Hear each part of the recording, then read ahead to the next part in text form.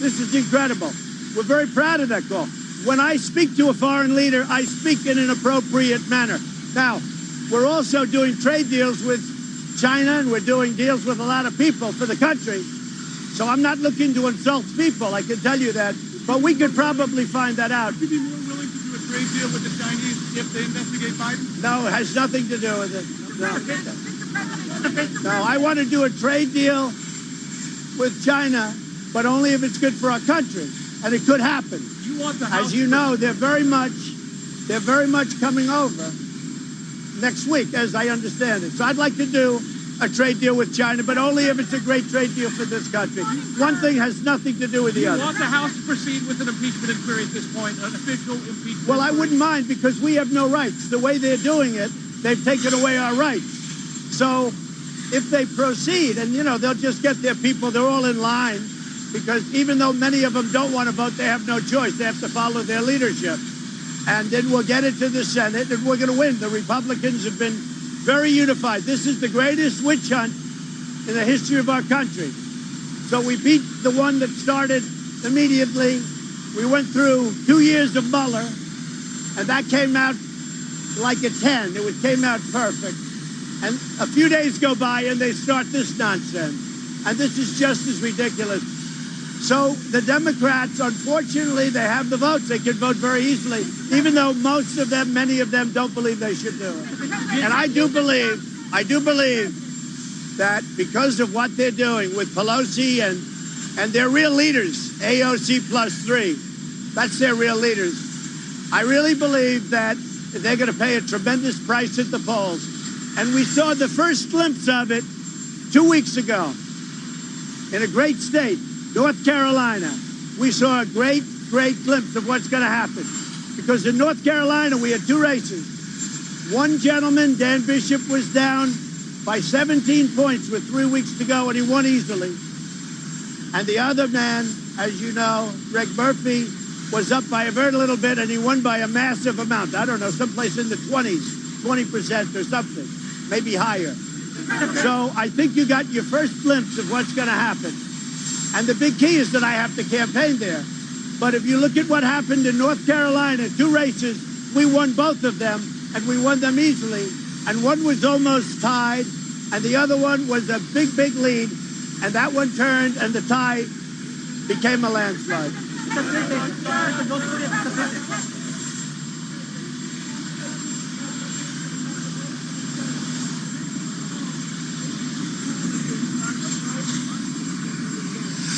Well, I don't know about Mitch. I have a lot of respect for Mitch McConnell. I know that I saw his statements, and he thinks that this is ridiculous. He thinks it's unfair.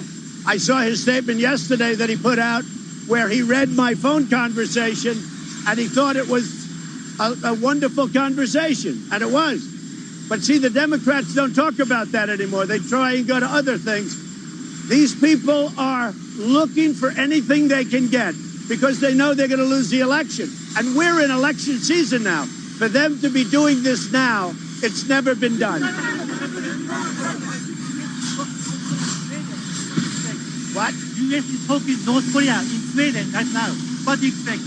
So we're dealing with North Korea. They want to meet, and we'll be meeting with them. It's probably being set up as we speak, but we'll let you know. But North Korea would like to do something. Iran would like to do something.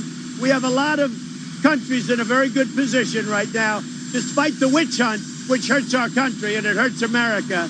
But Iran wants to do something, North Korea wants to do something, and China would like to do something.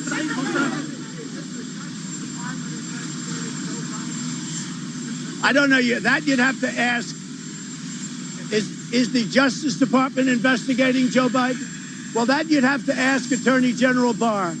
But I can tell you, just as an observer, what I saw Biden do with his son, he is pillaging these countries and he's hurting us. How would you like to have, as an example, Joe Biden negotiating the China deal if he took it over from me after the election? He would give them, he would give them everything. He would give them everything. How would you like to have that? Joe Biden would just roll out the red carpet. He'd give them everything. So, again, This doesn't pertain to anything but corruption. And that has to do with me. I don't care about politics. I don't care about anything. But I do care about corruption. And to have somebody take out $1.5 billion out of China, who's totally unfit. He's unfit. To have him get $1.5 billion, to have him, and now I'm hearing the number of $50,000 a month. Now I'm hearing the number of $50,000 a month is very low. It's a much higher number that Biden's son was getting per month. In fact, it's much higher. And for him as a totally unqualified person to be getting hundreds of thousands a month is very, very sad. So again, is the Justice Department investigating that? I just don't know. President, do you think the Democrats have the vote? Do you think the Democrats have the vote? Well, I think they follow the leader. One thing with the Democrats, I give them credit for it. A lot of them don't want it. You know that. You interview them. A lot of them are in, they call them Trump District, where I won, and then they won after when I wasn't running. But I'm going to win them big. If you look at what's happened with my polls, they're through the roof. You know why? Because of this phony witch hunt. If you look at what happened with the fundraising, we've set a record, the Republicans, because people are sick and tired of it. I got a call the other night from pastors, the biggest pastors, evangelical Christians. They said, we have never seen our religion or any religion so electrified. They say they've never seen anything like it. Churches are joining, hundreds of thousands of people. And you know, that's to a large extent because of you and your partner, the Democrats. Do you think it'll pass the House, sir? Do you think it'll pass the House and die in the Senate? Well, I think this. We have a great relationship in the Senate. I have a 95% approval rating in the Republican Party. I believe the Senate, and I haven't spoken to that many senators, but I believe the senators look at this as a hoax. It's a witch hunt. It's a disgrace. Should have never happened. Just like Russia collusion delusion should have never happened. That was a witch hunt. And just like that, should have never happened. So I think in the Senate, I think they feel that the Republican Party has been treated very, very badly. Now, in the House, they have the majority. They all vote with AOC and +3. Nancy Pelosi's petrified of them. I mean, she's afraid she's going to lose her position. Nancy Pelosi will lose her speakership right after the election when the Republicans take over the House. Sir, can we talk about the text messages that included holding off a visit to the White House? The one text message that I saw was just about the last text message, because I don't even know most of these ambassadors. I didn't even know their names. But the text message that I saw from Ambassador Sondland, who's highly respected, was there's no quid pro quo. He said that. He said, by the way, it almost sounded like in general. He said, by the way, there's no quid pro quo, and there isn't. Now, for Biden, there would be, but listen to this. There is no pro quo. And that was the text message that I saw, and that nullified everything. Have you asked foreign leaders for any corruption investigations that don't involve your political opponents? Are there other cases where we would have to look, but I tell you, what I ask for, and what I always will ask for, is anything having to do with corruption with respect to our country. If a foreign country can help us with respect to corruption and corruption probes, and that, I don't care if it's Biden or anybody else, but if they can help us, if Biden is corrupt, if his son is corrupt, when his son takes out billions of dollars, billions, and he has no experience, he just got fired from the Navy. When they do that, that's no good. So the only, just to finish your question, anything having to do with corruption, I actually feel I have an obligation to do that. Is someone advising you that it is okay to solicit the help of other governments to investigate a potential political opponent? No, I don't say anything's okay. I'll tell you what's okay. Here's what's okay.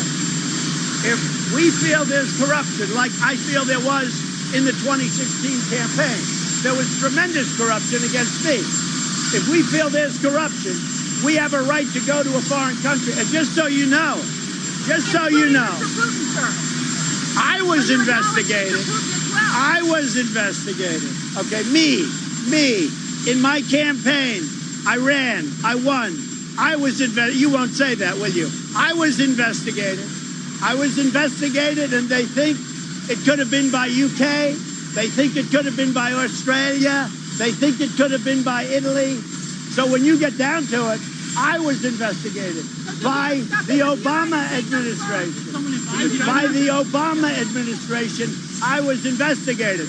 So when these people talk, but as far as I'm concerned, what I want to look at and what we want to investigate, anything having to do with corruption.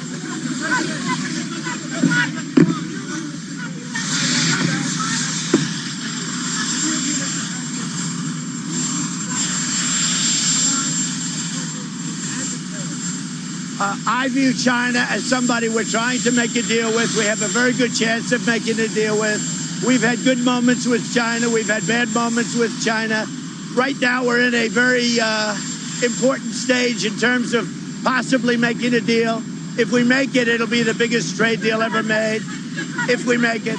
But I view China as somebody that we deal with on the world stage. I would like to get along with China if we can.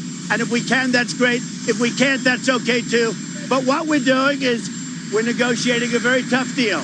If the deal's not going to be 100% for us, then we're not going to make it. And I will say this. China very much wants to make this deal. China's getting killed. The tariffs are killing China. What's happened is they have now 3 million loss of jobs.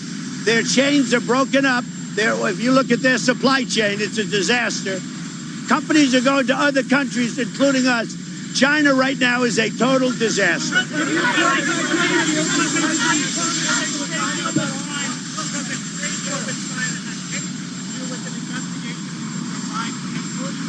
No.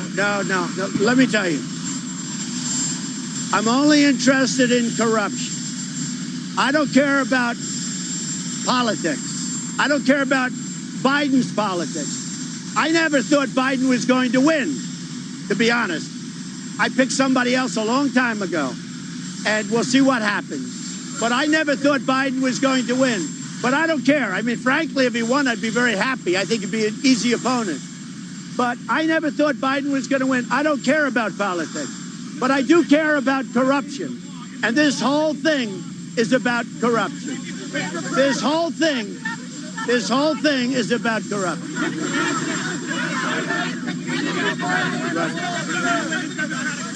This is about corruption, and this is not about politics. This is about corruption. And if you look and you read our Constitution and many other things, I have an obligation to look at corruption. I have an actual obligation and a duty.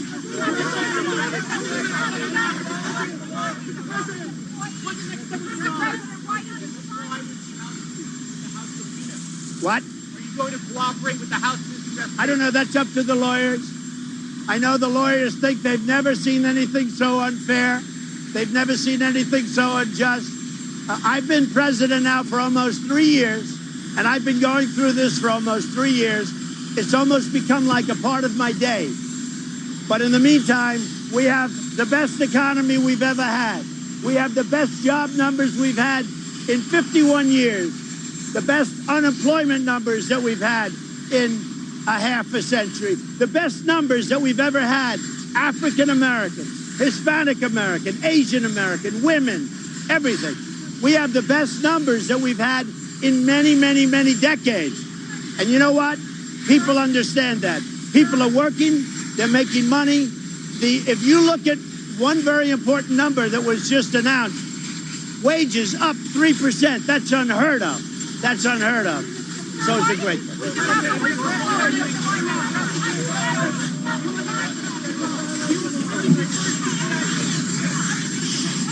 I didn't hear you. Go.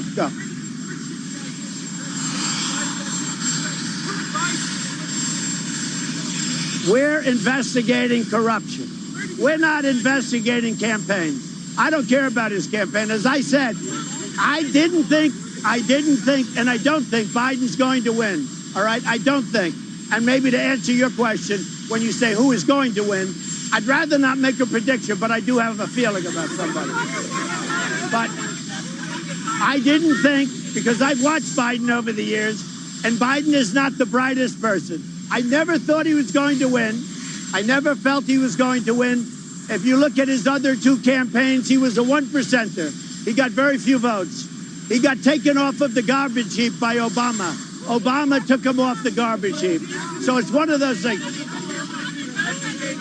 But I never thought that I didn't think Biden was going to win. I guess everybody has a shot. But I don't think he would be, frankly, my toughest opponent either. And just to finish off, I don't think that he will win. I didn't think he was going to win, and I don't think he was going to win. Badly. Elizabeth Warren, 36. What do you think about facing Elizabeth Warren?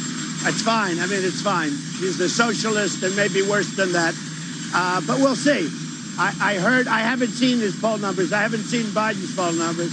Look, Joe Biden was never going to make it. All right? He was never going to make it. He tried it twice. He's at 1%. There's a reason. When I announced, I went to number one, day one, and I stayed there the entire primary season. I never was off center stage. I was never given credit for that, but that's okay, except by Steve. The only one that gave me credit was Steve.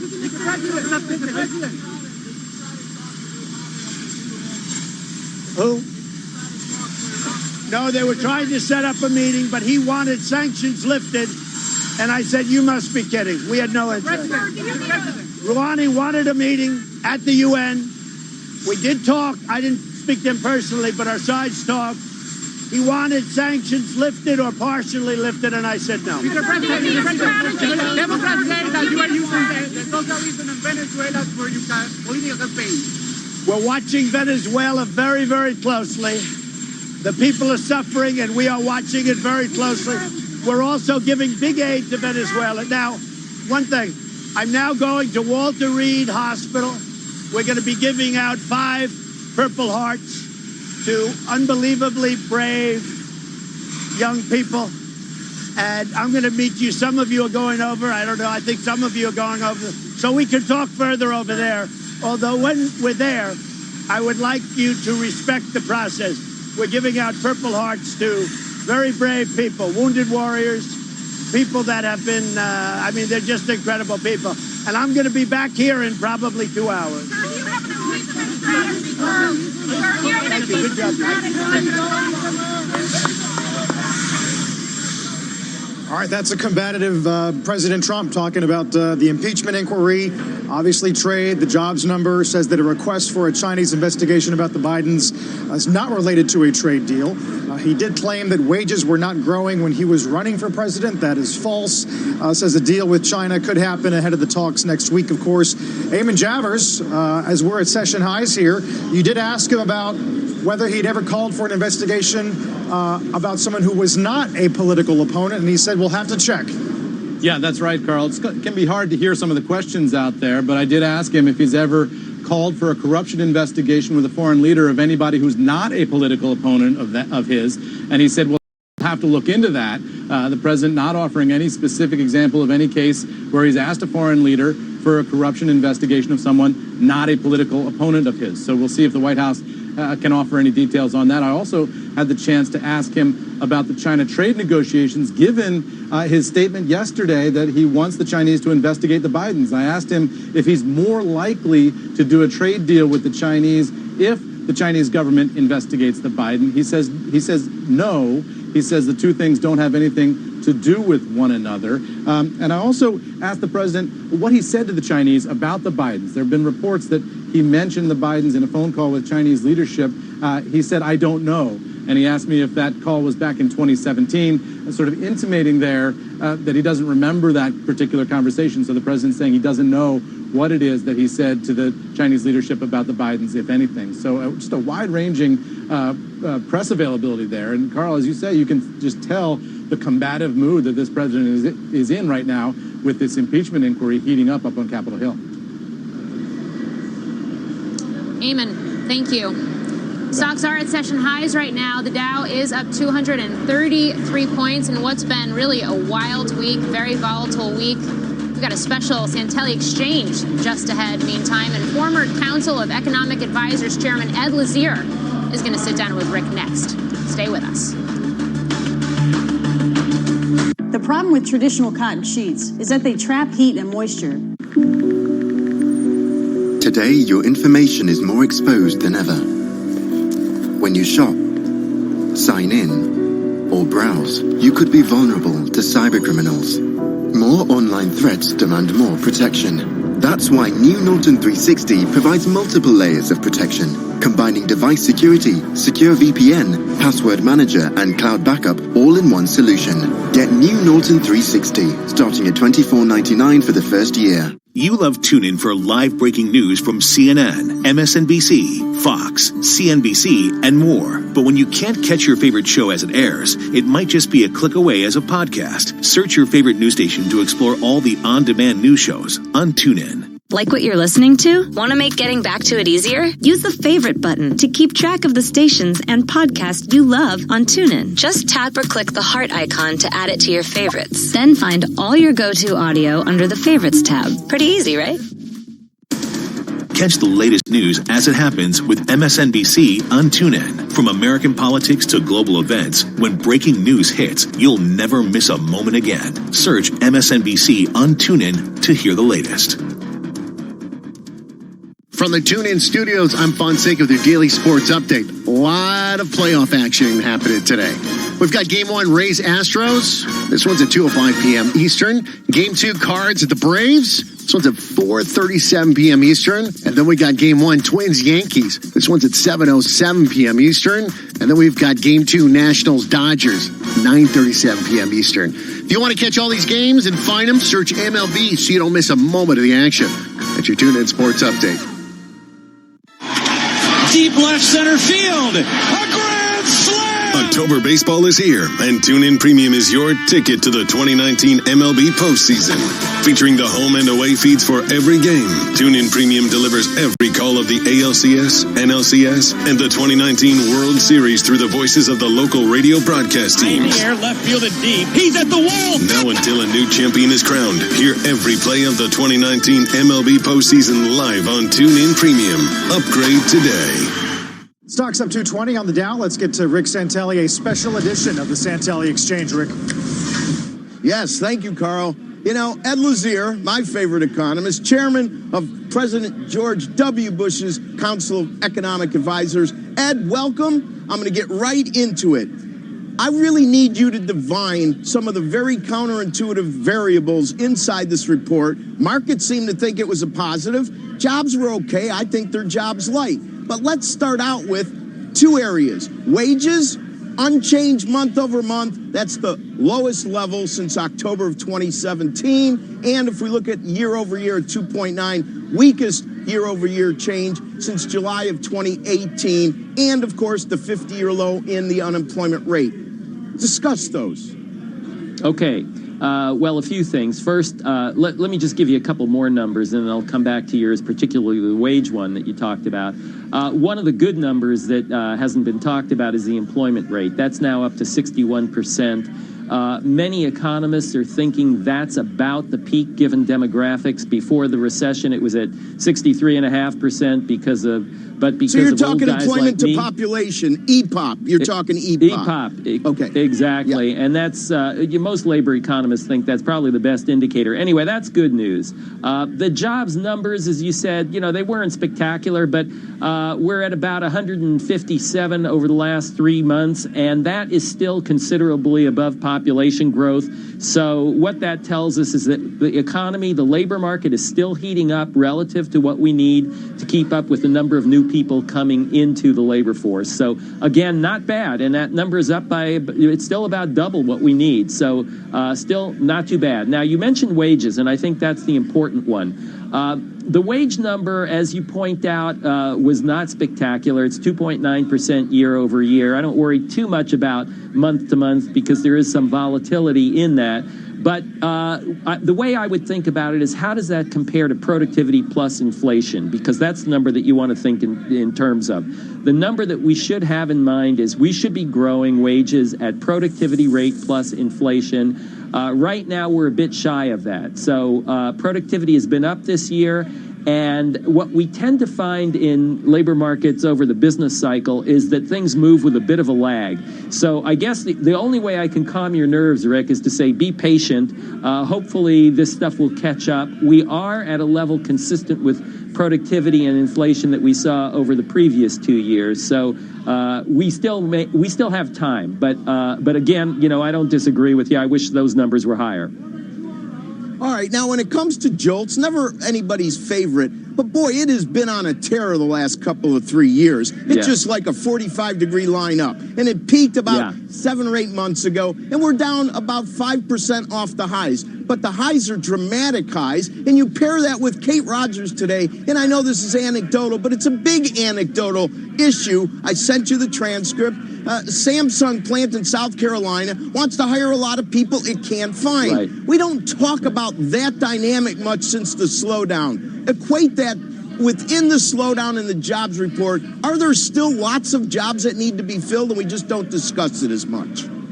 There are, but it actually comes back to what you said earlier. So you mentioned JOLTS. JOLTS stands for Job Openings and Labor Turnover Survey, and guys like me just love that data series because it gives us so much information. What it shows primarily is the dynamism of the labor market. There are lots of people being hired every month, lots of people separating, but on average, we're growing right now. We've been growing at a rapid rate. There are lots of openings. Okay, so come back to what you said about Samsung. Usually when I hear companies complain about that, I don't worry too much about it at the company level. And the reason is any single company, even Walmart, is not big enough so that it can't attract other workers from other firms if it's willing to raise wages. So go back to what you were talking about earlier. When we talk about a sector as a whole, though, there's an issue.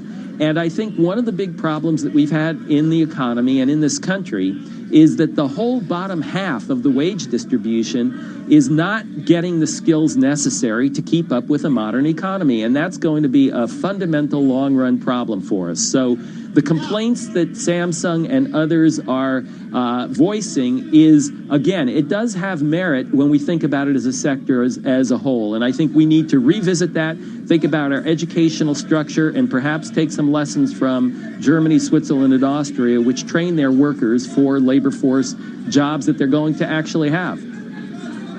Excellent. Ed, thank you for your time. I could talk to you for another half hour, but we'll talk again in about a month. John Fort, back to you. Thank you, Rick. All right, thank you, Rick. And after the break, an exclusive with the CEO of Vice Media right here at Post 9 on its acquisition of Refinery 29. Squawk Alley returns in 2. I heard you guys have Workday now. Yeah, they're a great partner. They're always there with insights and guidance. It's like having a business caddy. You good for golf on Saturday? Can't. Closing the books. Team's already finished. Took half the time. And I'm back in.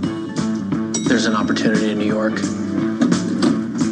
What about boosting production? Hold off till spring. Not this quarter. Workday, a finance, HR, and planning partner like no other.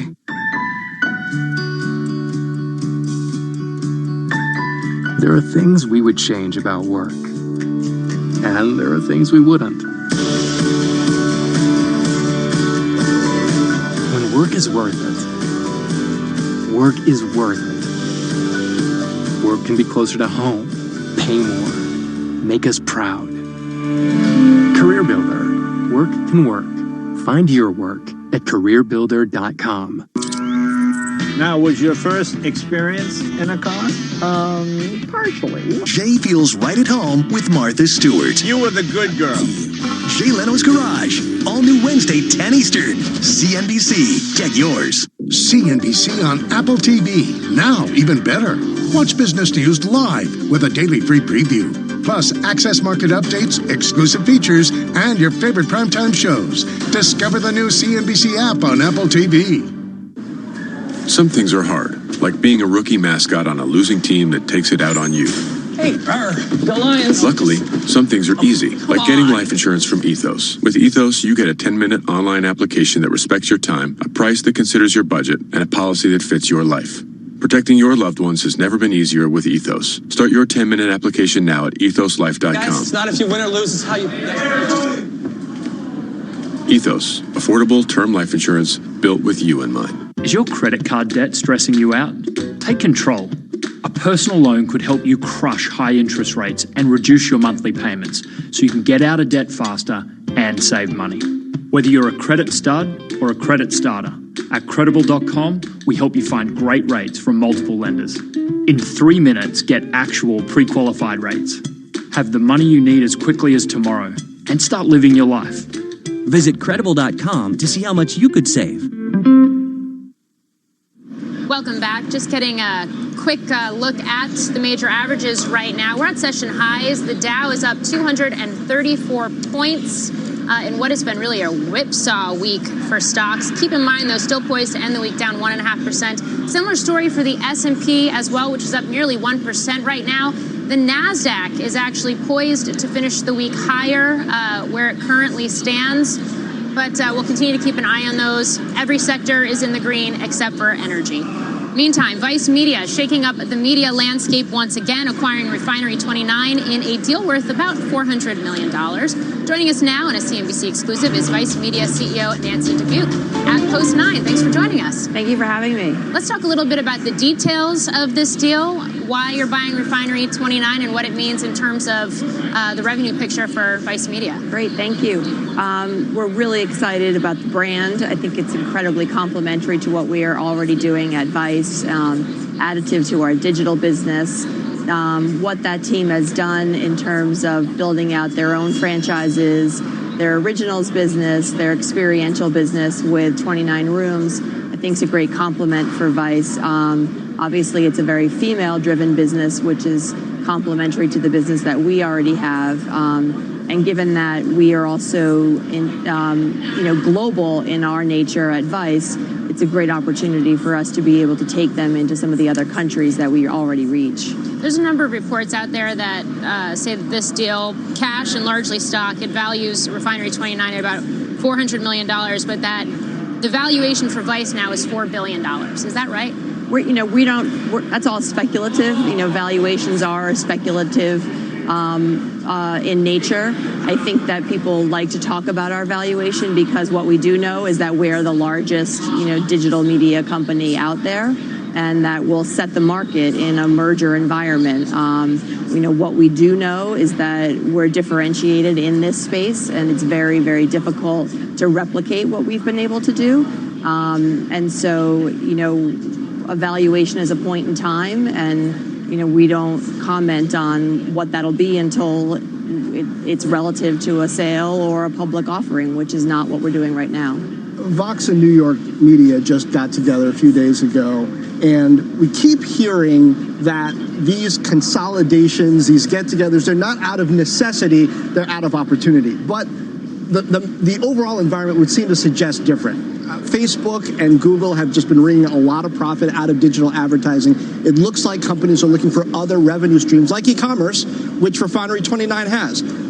What is really the impact of the giants on digital advertising? Are you trying to diversify because of this trend? We've already diversified. I think it's not just Facebook and Google. All of media is going through massive transformation. We're seeing mergers in traditional media as well. And, that's creating a market when there's an opportunity for the right companies to come together, take that opportunity. But I don't think it's scale just for scale's sake, right? It has to be the right quality brand, the right fit for audience reasons, also executable, right? We don't want to take on something that's not imminently executable for us. And we feel that we've, delivered on the plan that we set forth about a year and a half ago when I joined. We're continuing to make incredible progress. And taking on Refinery is something that's complementary to the strategy. We're not detouring from what we set out to do. And I think that's important in all of these conversations. And I think that the New York Mag and Vox deal makes a lot of sense for Jim too. He's a great operator. And that makes sense. It's not detouring from what those companies have set out to do. Well, for so long, we've thought about Vice as this adrenaline-filled, almost bad boy kind of network and brand. And you talk about an offset. Should we still think of Vice that way, or is it changing? I mean, we don't want our brand to change, and I think, we serve that audience, but we also address what the audience is asking for. And audiences have gotten, the younger audience is looking for different kinds of content, and we've been a reflection of young audiences from, Gen X to today. And so that bad boy attitude of Gen X is transforming today to young people really wanting answers about the environment and wanting answers about what's happening in the world. So, we reflect what's happening in the youth, and we reflect what's happening in this brave new space that we're all going into. So I think that the bad boy nature is really about asking tough questions about what's happening in the world and disrupting what people might think of as norms. And that's really what the bad boy is about. Nancy, thanks for joining us exclusively on the heels of this deal. My pleasure. Thank you very much for having me. What a day we've had, obviously, the jobs number, the president's comments about next week's critical China trade talks in D.C., both principals and lower-level staff. So we'll keep our eye on this. Session highs pretty close here, up 224. Let's get to the judge and the half. All right, Carl, thanks. I'm Scott Wapner, front and center this hour. Stocks rising after the jobs report brings a big sigh of relief. So is the economy just good enough to save the rally? It's 12 noon. This is the halftime report.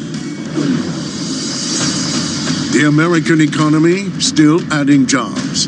The unemployment rate falling to a 50-year low. Are recession fears overblown? And are stocks primed for a rebound? What does the latest round of data mean for the Fed's next move? Boston Fed President Eric Rosengren was against cutting rates. He weighs in minutes from now. A bullish sign for Apple. Why the big bet on more affordable iPhones may be paying off.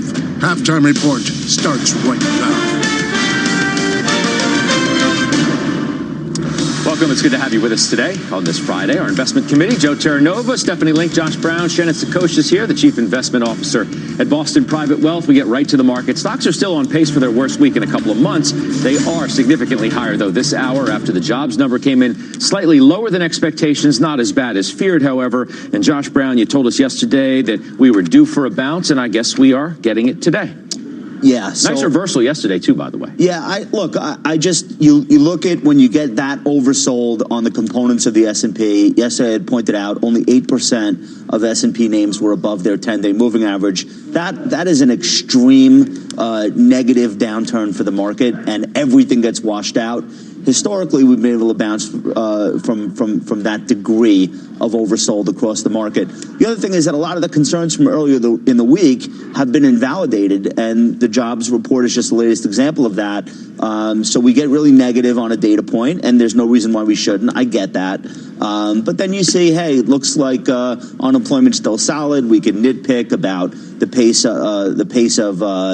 of wage gains decelerating and some various things. But all told, you had revisions up in the prior months, and this was not bad. So you get a little bit of a stasis, and people calm down. I think Apple is really the big story today. It's a big index component. Psychologically, it's important. Mm-hmm. Price looks great. News is now positive. Risk is defined. I think a true break below 217, if you're a trader, that's where maybe you think about coming out of it. But investors are not getting out.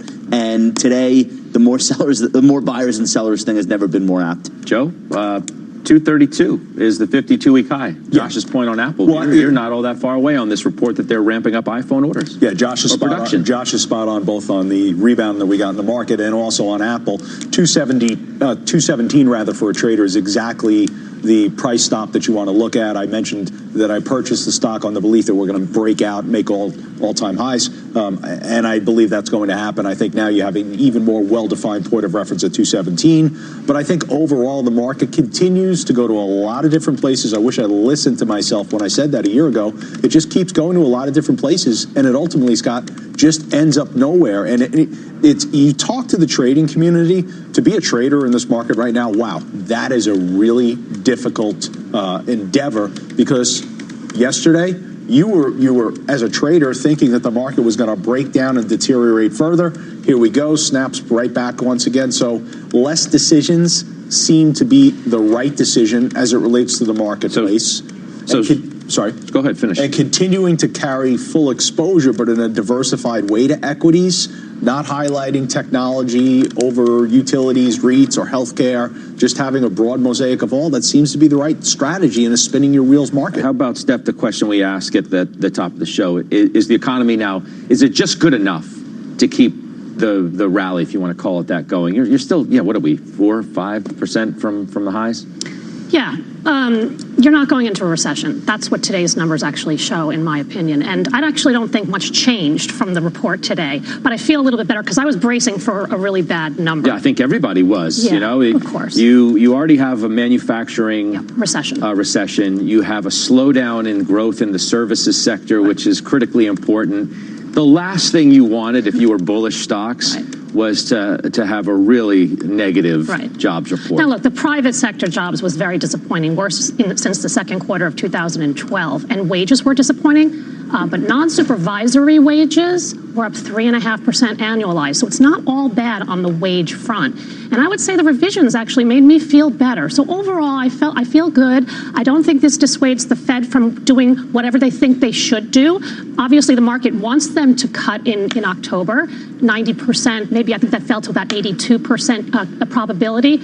I don't know if they have to go to December, but net, the ISM kind of freaked us all out. I think we have to maybe take a step back. PMI was a little bit better. Consumer is good. Housing is very good and inflecting. And so I'm watching these wage numbers, and I thought overall today was okay. This kind of, Shannon, gives you the all clear not to get too negative ahead of trade talks next week? I mean, you could... You don't have to think the sky's falling in the market before these trade talks are happening. You don't know what's going to happen there, but maybe the risk there is to the upside. I think that's fair. I think one of the things that we're looking at is that this one data point on the services side certainly doesn't indicate trend. We're actually a little less optimistic about the economy over the next 18 months or so. But the bottom line is that, if you have a potential tailwind in trade talks, you have a potential tailwind in a more positive Brexit resolution, and the fact that if you look at where we are in the equity market, there's still really no alternative. So if you think the consumer is steady enough, and we have good enough growth. I mean, the services PMI was still expansionary. We weren't contracting. And I don't see another alternative for investors to want to flee to the sidelines given that. Now, if we continue to see deteriorating trends on the consumer side, that would be the catalyst for me for equity investors to take a step back. But I think that's why we felt this is overdone. Maybe, Josh, so good enough. Maybe those are the two words that matter most. If I say it's good enough, and oh, by the way, we're going to get rate cuts on top of good enough? Yes. Right. So that's what's wrong with that picture? No, I think that's reasonable. And look, if we were to end the market tomorrow, you're up high teens on the year in the S&P, and you also made a ton of money in bonds. So the mood doesn't match the environment, and a lot of that has to do with headline volatility. But headline volatility has not really spilled over this year into market volatility. Don't forget. This time last year, we were in the midst of what would have ultimately turned into a 20% statistical bear market by December 24th. September is when the wheels fell off shortly after making a new high, or October shortly after making a new high in September. And that's after having done the same thing in the January-February period. So we had two mid-teens to 20% sell-offs last year. We haven't had it this year. So it's really important to compartmentalize how you feel versus how things are actually going. And how things are actually going is nowhere near as dire as how people are speaking about it. If I told you that things were good enough that the stock market could go up in a good enough environment, and then I'm going to pour some sugar on top of that with rate cuts, how can you be negative in that environment? So I think the next 4 weeks are incredibly critical. And I think what we're talking about right here, and I think Josh would agree with this, the consumer, are they going to continue to spend through the duration of Q4, especially with a shortened holiday period? A lot of that behavior is going to be dictated by the pricing that they see during the month of October. Now, earnings, the visibility on earnings, I think it's a little clouded for this upcoming quarter. But I've never been one to sit here on this desk and say, we need a trade deal. Some form of a trade deal agreement, something that gives the market the belief, whether it's good, not good, but the perception that it's there in the month of October, I think lends itself at a very critical time for the consumer, for the market. The end of October, S&P 500, 2,900, consumers out there spending. S&P 500, 2,700, consumer puts their hands in their pocket at the worst possible time. You've got services slowing, job growth slowing, and it only underscores, and I wonder if that's why the market reversed in a way yesterday and then follows through today. It just puts the Fed, Steph, right there. How can the Fed's going to cut rates? I mean, well, that's what the market underscored is yesterday with services, and today with, if you needed any other ammunition on that road, you get the jobs report. They're going to cut. Right. So I think the market is telling you that, right, with the percentage, but you're growing 2%, 1.5%, 2% GDP. The more important number is inflation. There's no inflation, and that's also very important to what the Fed is considering. And oh, by the way, lower interest rates in general are pretty good for the consumer, which we're talking about, and everybody's obsessed about that they're going to roll over. That's one of the reasons why I've been saying that I think that that will be the engine that keeps us going. And you know what? Maybe, just maybe, earnings aren't going to be as bad as expectations. I mean, we have convinced ourselves that we're going to see negative growth. Now, maybe you might see it in some sectors, like energy, maybe in some sectors like industrial, very cyclically oriented. But guess what? Those stocks are already reflecting a lot of bad news. So that's why I have said to you all along, I have this barbell approach until we get certainty on trade. And then you can make a really illogical choice as to where you want to be at that point, where you really want to double down. But you can't really do that because you're going to lose your shirt if you're all in on cyclicals at this point. So let's talk then about positioning, because Bank of America says that positioning's still too bearish, and that they're contrarians on credit and stocks, bullish both.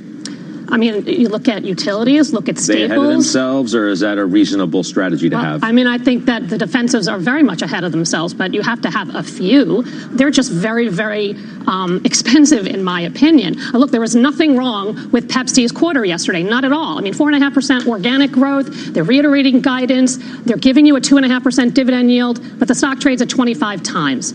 Same with Costco. Now, I happen to own Costco because I think their moat is very impressive. However, I don't feel good about a 35 multiple any day, right? That's very expensive. So you've got to pick your spots within the defensive sectors, but I think they're way over-owned. I think that's a good point, Stephanie. And, you know, there are times when it pays to have a lot of conviction, especially when you're in a specific uptrend or a downtrend, and week after week that trend continues to be confirmed.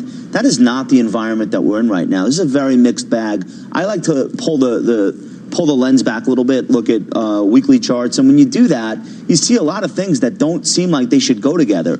Take a look at the doji in the momentum. MTUM is the ETF for momentum stocks. Look at that doji. That could go either way. Very, very, very unsettling to be in the middle of nowhere with that index. The Russell 2000 is down 2.2% on the week. Still looks vulnerable. Transports lost 3.5% this week. They still look vulnerable. Regional banks lost 4.5% this week. That does not look great. But then on the positive side, semiconductors are hanging out near highs. Have not been able to wipe them out. NVIDIA up 5.5% on the week. Take a look at ITB, which I know was mentioned, housing. This should not be doing as well as it's doing if you then take a look at the Russell 2000 and the transports and those other things I cited on the negative side. So when you look at weekly charts, you're not seeing a lot of things that seem like they should be doing what they're doing in concert. And that's a tough environment to be pounding the table.